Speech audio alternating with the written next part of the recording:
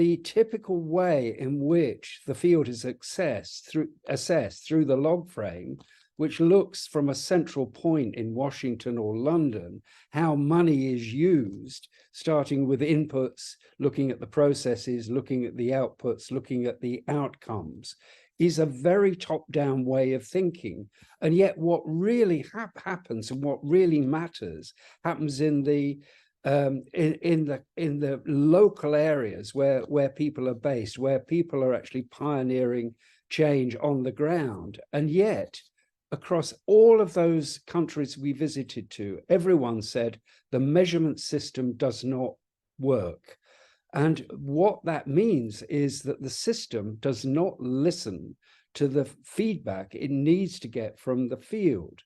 And the problem with that is that it's been hardwired into the system.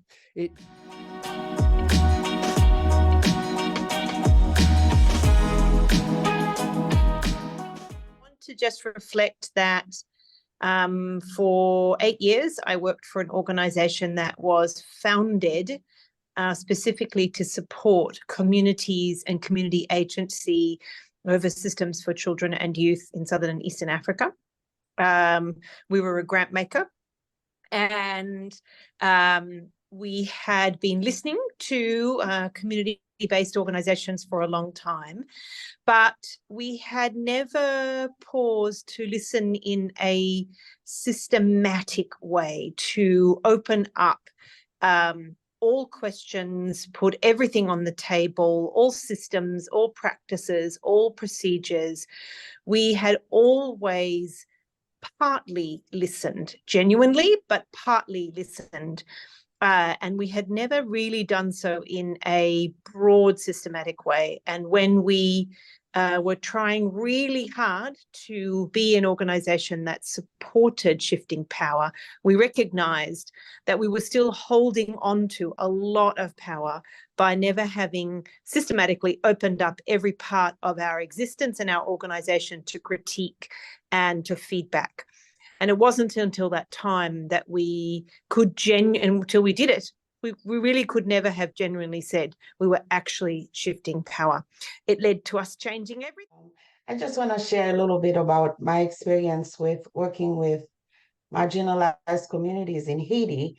And probably some of you know that Haiti is the land of 10,000 NGOs. I remember the first community we first started to partner with. The first question they asked us, "What you gonna do for us?" And our answer was nothing. And they were kind of shocked to hear that. They said, "We don't have a project, but how about you guys decide what you want to change in your community?" And I think that the best gift that we gave them was time, because, what we found that in a land where we have so many NGOs coming to do for, just like coming with projects upon projects that do not last, so communities developed a beneficiary mindset. So we needed to give them time so they can have the agency to think, to know that they have the answers of for their own solutions. So, and I think that that's the big thing about shifting power. If I had to show my power and if I had to come up with all the answers for them, they would not have any strength right now to do what they need to do for their communities. And these communities, so when we go, so the projects are not organization projects. They are community-led projects. So these are the things that if we're no longer there, they can continue to do it without us.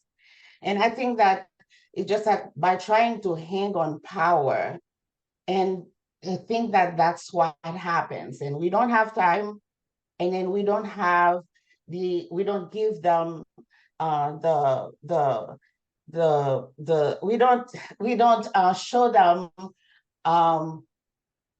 that they have the knowledge and the capacity to do it on their own.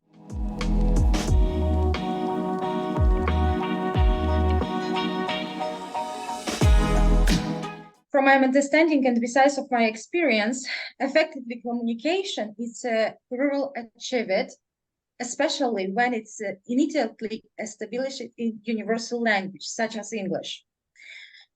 To comprehend and identify with people in a crisis situation, it's crucial to communicate with them in the native language or dialect sometimes. What path does founding take from the donor to the people? Furthermore, how can an individual in complex situation communicate to the donor or philanthropist that their funds were spent ineffectively? And how might the beneficiary navigate the same path back? It's so important. Between the individual and organization, there's a really big hole now. And we need to try to build a bridge across this divide, because communities and organizations need each other to create a change. It's a multi-dialectly listening. It's not one way always, and not replies. In this intricate scheme, where does the people find a place? It's a big global problem, not only in Ukraine, or not only in the part of Africa or part or different world. Hello everyone, I'm Emmanuel Kiptong Olepus from Kenya, and I'll just give a small part of a story that will end up summarizing the entire 3 questions. Yeah, you know, when we are trying to come up with solutions that are not familiar to this big organization, or even organizations that are working within the community, they tend to see it as something that are unrealizable. Like the other time, here in Kenya, I'm living in a very marginalized community whereby girls misses class because of period poverty. And I've been a volunteer in an organization since 2015. So we used to educate the locals on family planning and sexual reproductive health, but we never touch on period, because a number of organizations working in this place feel like it's very difficult to address period poverty, put into consideration that those period products are very expensive. But I approached one of the people that I was working with and share my story, telling them that yes, we don't need to help everyone in our society, but even if it will be 2 or 3 girls, we can end up changing their lives and ensure that they won't miss classes because of periods. But they really disagree with me. They never gave me a chance even to start it, because I wanted to start it under the organization that I was working in, and they told me now maybe if you can go and do it elsewhere. So I decided to get out and sit down with a group of youths who were with me by then, and we decided now, yes, we are going to do a local fundraising whereby we can raise cash from our own and also communicate with local community leaders and also other members of the community. And the results was very positive. Yes, we started with like 4 girls, and currently we are at 178. And now it's bringing now that picture of now the organization, even the big organization that were having enough money, even that I can say they could support even 1,000 girls. They are now seeing the potential in it, and now they are coming in and supporting us. So yes, sometimes it's very difficult to sell an idea from a local or from low level to this big organization, because they see it as a dream. But when we start it and start putting some small effort and showing them that yes, we can do it, that's when they'll start coming in and now maybe supporting or working together. That's my story.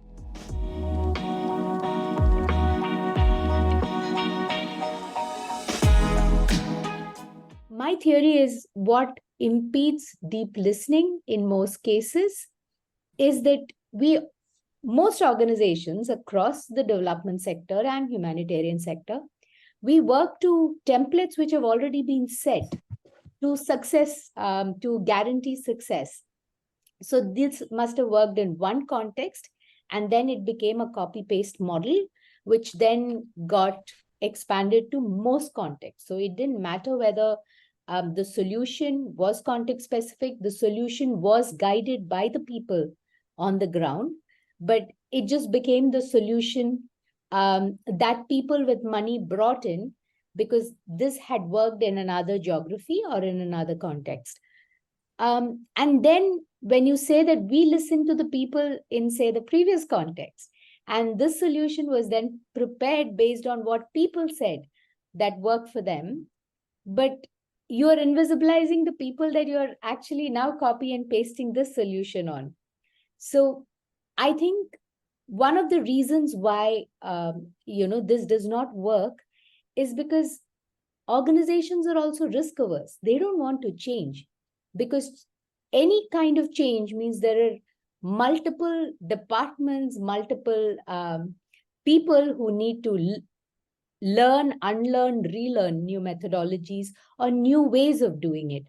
So I think, it's not that we don't know how to listen. It's often not even that we don't really engage with the language or, the culture and the context of people. Even if we manage to do all that, what is impeding us is that inability to actually change our ways. Say the way that we need to rethink, and we need to collectively rethink, is to be able to have solutions that place trust on the communities that these solutions are being offered to, and ensure that there are constant feedback loops, and check-in is ensured at different points to ensure that we are not just listening, but we are learning and putting the learnings back into the system. I would say because I think there's this push or there's this acknowledgement and this work going on through the community foundations that is often met in conflict with the boards of governance that make the final decisions. And I think, to Matt's point and what he answered in the chat, it's not an open resistance. Like, no one in the board is saying we don't want to listen to the people. But the way that decisions are made and the way things happen once you get the boards, and where they place limits and where they say, oh no, we shouldn't go down this way, or as you said, we won't take risks in this way and we won't take risks in that way, is sort of telling of the privilege that they have within the system.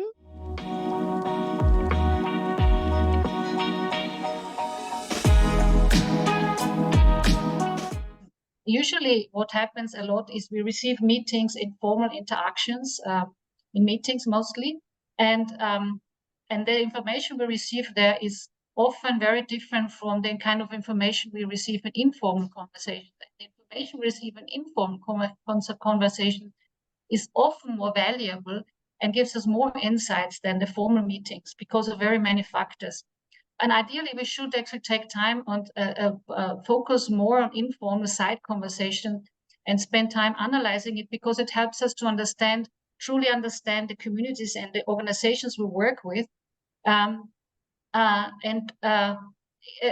helps us doing some sort of political economy analysis to understand the culture, beliefs, norms, social norms, practices, traditional medicine, nutrition practices, local ecosystem, economic activities, whatever it is you would like to understand better. But this kind of knowledge is often insufficiently appreciated in our formal setup, in how we as NGOs, as civil society organizations, are set up and how we operate in our system. And so the reality is unfortunately very different. And I think what sticks out for me is that language is often a real issue. Language matters, and those that are eloquent speakers of the dominant language are often heard more often, or primarily listened to. And so the mastery or the mastering of the dominant language is then the most valued language. And in our context, it is the English language. And this comes with power and recognition in the group. And the other aspect of it in our particular setup is local languages and sometimes insufficiently owned by the local language speakers themselves. Because sometimes in Zambia, they do not know how to read and write it because they haven't learned it in school. They only speak it. And that's why they do not appreciate it, because the dominant system has been telling them English is their valued language and your local language is not valued. So working in an extractive way, we extract information and we insufficiently give back. This then also prevents us from really learning, and deprives us from the additional valuable information that we could have if there was a follow-up conversation. What we need to start designing is a more respectful dialogue between us, the holders of professional or external knowledge, who live in a very different knowledge system, the NGO worker, professional knowledge, and the community member with their own knowledge, local knowledge system and lived experience. But this is not to say that all knowledge, the local knowledge is better than the professional. I think that there needs to be a bringing those two worlds together. So I think what we need to... I do a lot of work with the houseless population. We are actively working toward building our leadership team that's representative, and not just, a bunch of housed people telling a bunch of unhoused people what we're going to do to help. Sure. And what we have run into is just a lot of cultural and pragmatic barriers. Like, it's hard to come from a situation that often involves like lifelong trauma, and then just jump into board meetings. And so I guess I want to emphasize, at least in my limited experience, I'm also new here. I think someone else had mentioned like being new in this sphere, and I'm glad to know that we're not all, 20 years in, 25, I don't know, however long. I'm honored to be in a room full of experts. Also, I think there's always more room in the room. And I guess I just want to emphasize like this sense that communication, like even when we're open to listening, it's okay. It's not a sign that we're doing something wrong if there are still barriers. It's not a sign, like we have a lot of experience with turnover, right? With board members with lived experience in housing insecurity leaving the board, and then we're left feeling like, well, what are we doing wrong? Like, and what we're realizing is like we need to provide other opportunities for their voices to be heard, right? Like community action groups or work groups, where maybe the requirements of board duties aren't being put, maybe unreasonable expectations aren't being put on members of that community. And so the idea of like trauma-informed care and conflict resolution, I think are important components to ensuring that this kind of momentum isn't just begun, but also maintains. Thank you.